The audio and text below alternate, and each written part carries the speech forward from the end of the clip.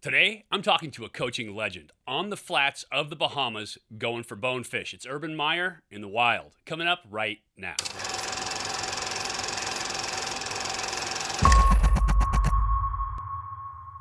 Hey everybody, welcome to Elite Athletes TV. I'm Mike Pawlawski. As many of you already know, I played 11 years of pro football as a quarterback in every league in North America, from the Arena League to the XFL to the NFL to the Canadian Football League. But in another life, I also hosted outdoor TV for years. And in his second year at Ohio State, I had the opportunity to spend Urban Meyer's 49th birthday with him on the flats of the Bahamas going after bonefish. Dundee, how many years doing this? 42 years. That a boy. Pardon? I said that a boy. Today's my 49th birthday.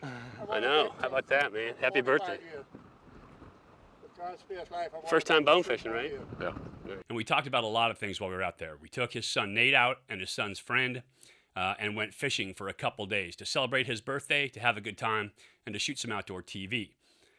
But in the meantime, we talked about coaching philosophy. And so I thought it would be great to bring to young players, young coaches here in a couple piece interviews. Today we're going to talk about day one, talk about coaches, kind of set up the passion for the game, and talk about why Urban coaches. Before we get started, make sure, if you haven't done it yet, subscribe to the channel, ring that bell, get notified every time we have new stuff coming out. Give me a thumbs up, smash that like button, let me know that you're looking forward to seeing what we got going here today, and leave me a comment down below. I'd love to hear from you. Anytime you have somebody that pursues greatness, they have a singularity of focus. And Urban Meyer definitely has that. Now, anytime you have somebody that pursues greatness, you also have haters, people who don't understand him, are jealous of him, and then you have people who love them because he's part of their program. Urban was in his second year at Ohio State when we shot this show, and once you get to know Urban, once you get around Urban, you understand why he is so good at what he does. He has a focus on doing the right thing, on winning games, on treating people right, and on building teams that's outstanding. Today, let's talk about why he coaches and his philosophy towards building teams. Well, it's changed. You know, there was a Lead for God's Sakes by Todd Gongwer. It was a book that kind of set me back on track, and it's about a high school coach. And a high school coach that got into coaching for the same reason I did, development of young people, the thrill of seeing building a team, and then you start winning, and it's all focused on the win. And I think that happens to most coaches. And the story ends where the coach goes back to his original why he coaches.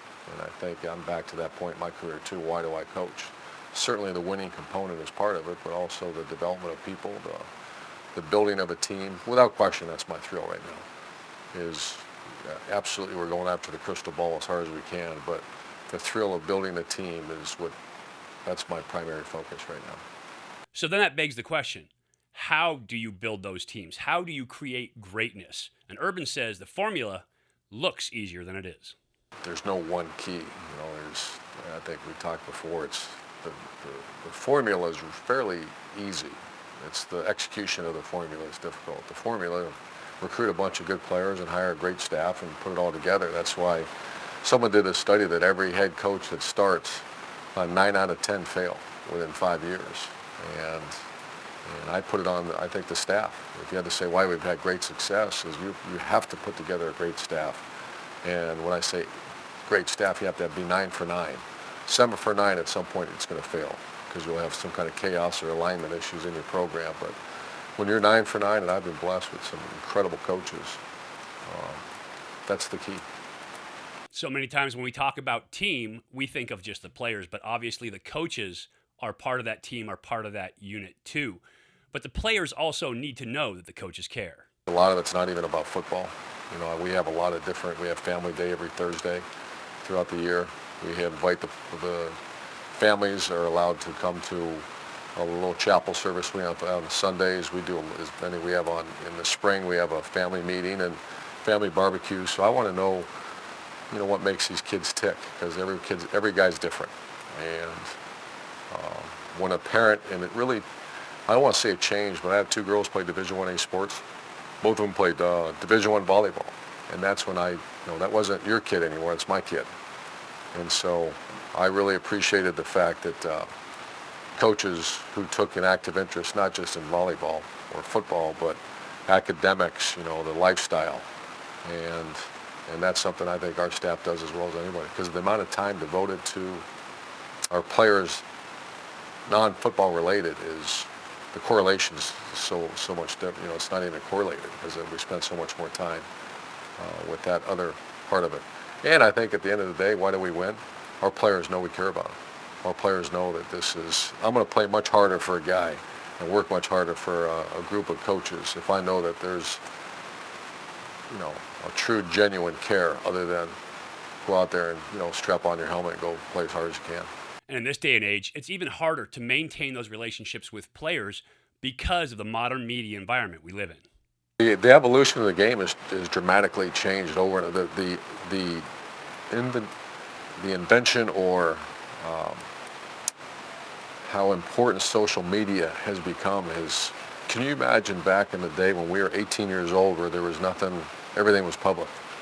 I'm watching the quarterback for Texas A&M, who's a great player. I don't know him, but I mean, every day there's some story about, let him go be a 19-year-old or 20-year-old. God made 20-year-olds to make mistakes. That's why the leaders have to help the younger people. And so everything, I read and I see some stuff now, so I try to avoid it as much as I can. And it's just a different, it's a different era, it's a different time, and it's never going to change. And so a person stubs his toe, that's the front page of USA Today. And that's how that person's remembered. And so it's just different. You have to be aware of it. You have to educate them. We spend so much time on these kids, and we have people. I've hired a full-time guy.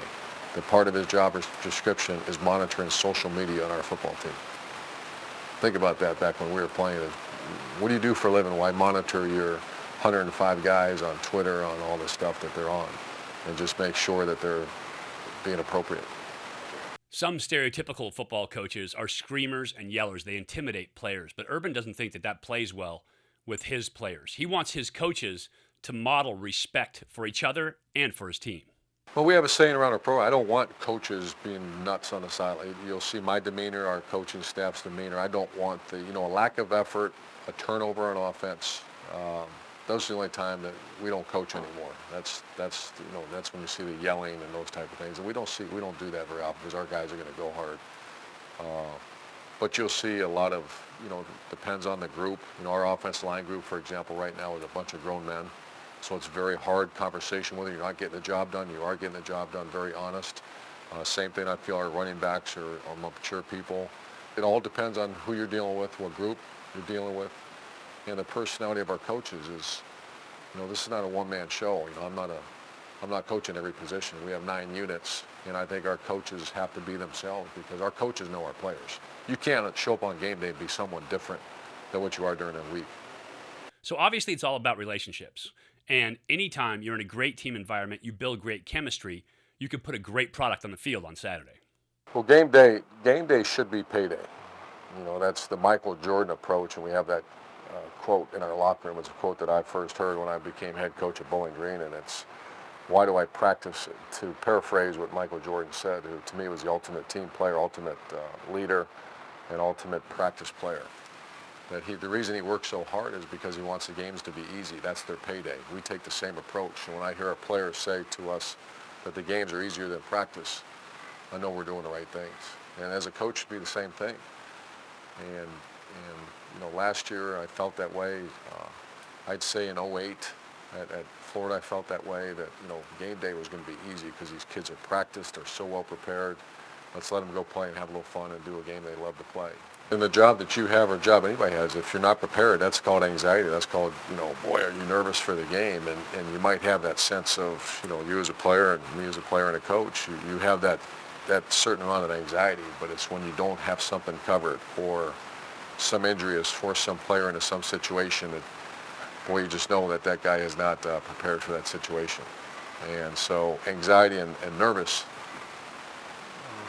being nervous for situations when you're not prepared for that situation.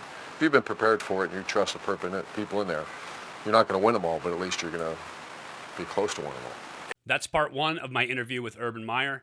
If you guys like what I did here today, make sure you subscribe, ring that bell, give me a thumbs up, smash that like button. Let me know that you like what I did here today. For part 2 coming up soon, we're going to talk about the mentality it takes as a player, as a coach, as an athlete to be a winner on the field and to succeed and accomplish your goals. Make sure you leave a comment down below. I'd love to hear from you. Just want to talk a little bit of football, talk about coaching football and what it takes at that high level to succeed. Urban Meyer is a very good man, and obviously a man that's had success everywhere that he's been. There's a lot of lessons in there for coaches, for quarterbacks, for players about how to play the game. I appreciate you watching, and I'll talk to you again soon.